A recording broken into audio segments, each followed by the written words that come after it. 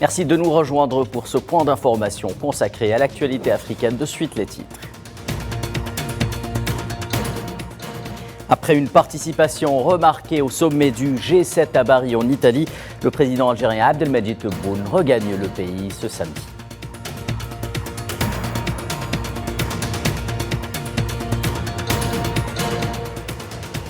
Avec 283 votes pour, le président Cyril Ramaphosa rempile pour un deuxième mandat à la tête de l'Afrique du Sud.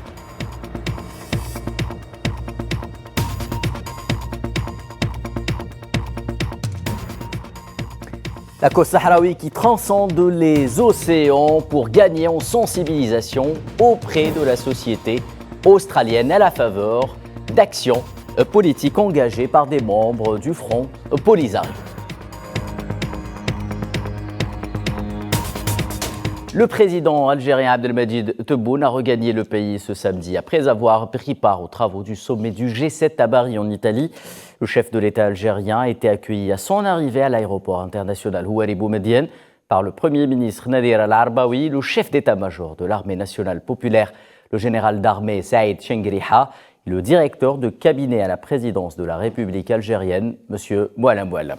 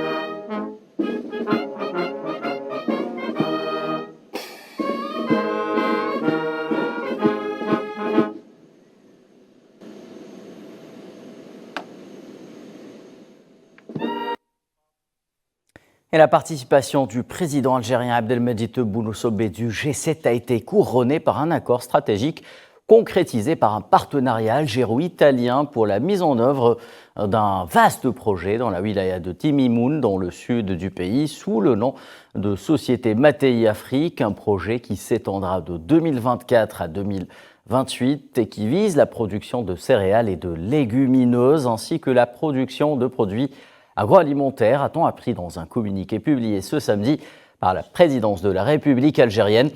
Selon la même source, le projet vise également à valoriser et à renforcer les excellentes relations bilatérales historiques entre l'Algérie et l'Italie à tous les niveaux et à faire avancer plus rapidement la voie économique nationale vers l'autosuffisance.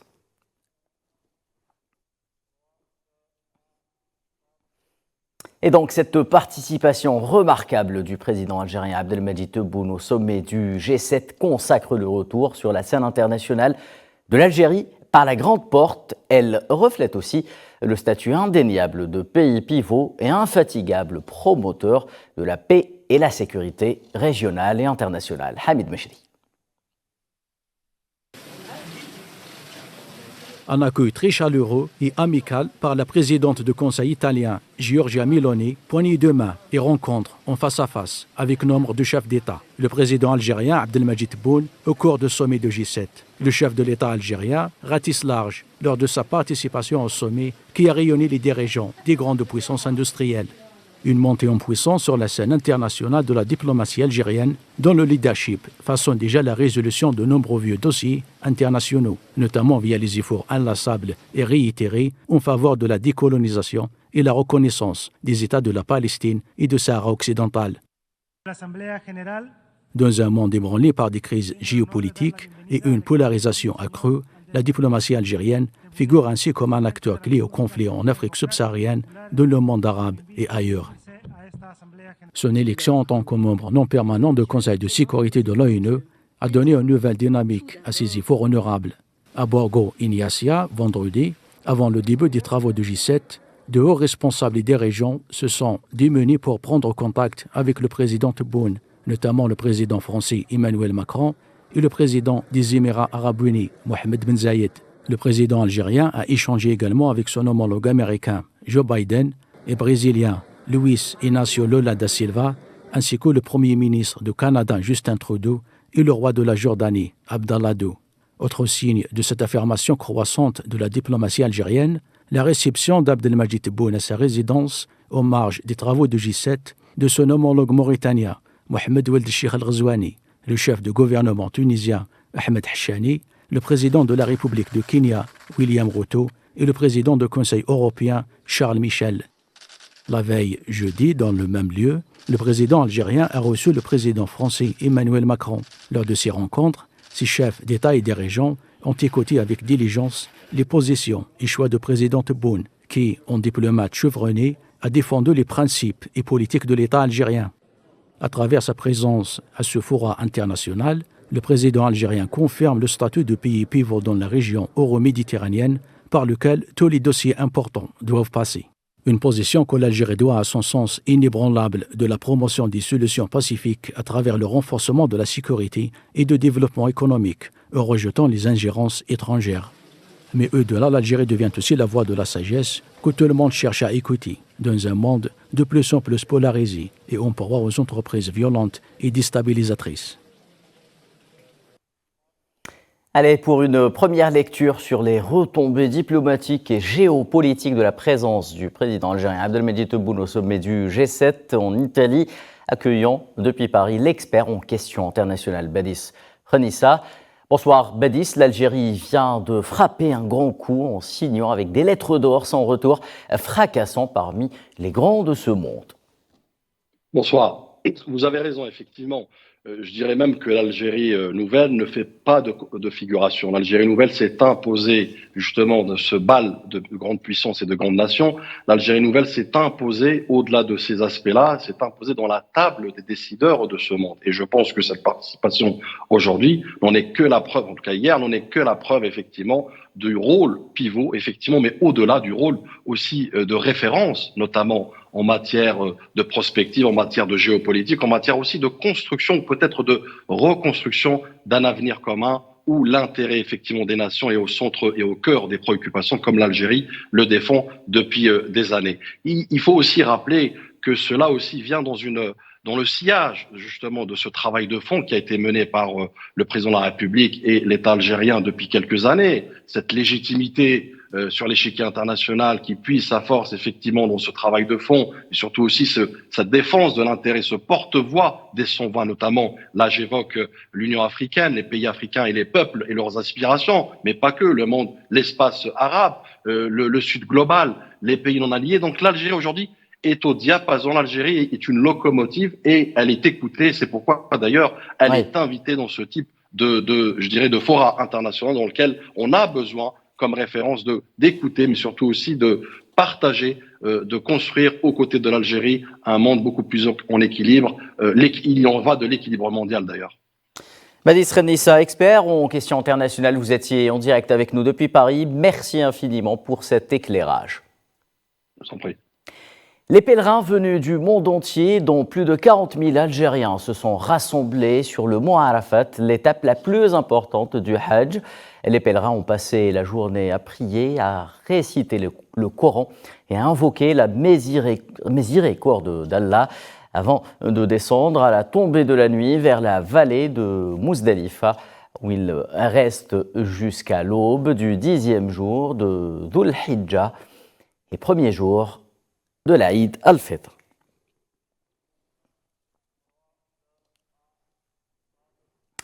Et après un long processus électoral, l'Afrique du Sud arrive à son épilogue avec la réélection de Cyril Ramaphosa pour un deuxième mandat à la tête du pays. Ramaphosa a obtenu 283 votes auprès d'une assemblée qui compte 400 députés contre 44 pour son adversaire Julius Malema du Parti radical de gauche.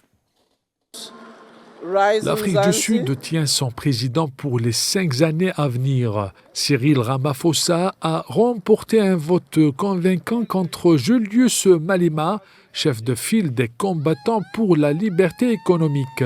Le président sortant a été reconduit pour un nouveau mandat après que son parti, le Congrès national africain, a conclu un accord de coalition avec la principale opposition et d'autres partis politiques. De nombreux partisans voient en lui un leader capable de stabiliser et de revitaliser le pays.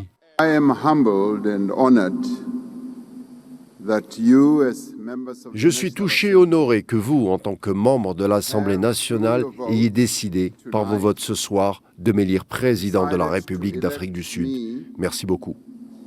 To be the President of the Republic of South Africa. Thank you very much. Cette alliance inédite démontre la capacité de l'homme de 71 ans à naviguer dans le paysage politique complexe de son pays et à forger des alliances au-delà des lignes traditionnelles de partis. It is with pleasure that I accept. C'est avec plaisir que j'accepte. Ce sera encore une fois un privilège et un plaisir de servir cette grande nation en tant que président. J'accepte cela comme une grande responsabilité et je tiens à remercier tous les dirigeants pour vos messages de félicitations prononcés ici sur cette tribune. Vos messages sont un clair appel à la collaboration. Vos messages constituent ce que je considère comme une source d'encouragement, de bons conseils et de sagesse. Je vais, Madame la Présidente, prendre le temps de lire tous ces merveilleux messages qui ont été délivrés sur ce podium.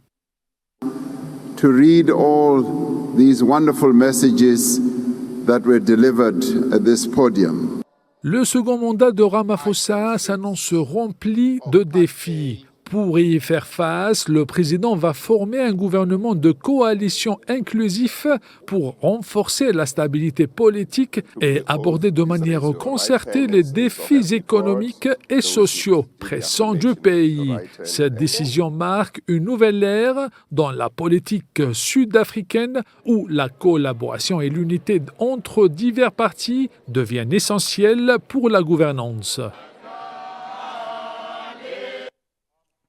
Je vous en parlais en titre, la cause sahraoui de plus en plus présente en Australie. Syndicats intellectuels et milieux associatifs des deux bords travaillent en effet à la sensibilisation de la société australienne, à la justesse de la cause du peuple sahraoui, à travers plusieurs activités entreprises à Melbourne par les représentants du Front Polisario, accompagnés de journalistes et de militants sahraouis. Des rencontres avec des partis politiques, à l'image des Verts, ont également eu lieu avec leur leader Adam Bennett. Je vous laisse écouter la déclaration d'un journaliste présent à Melbourne dans le cadre de ces activités.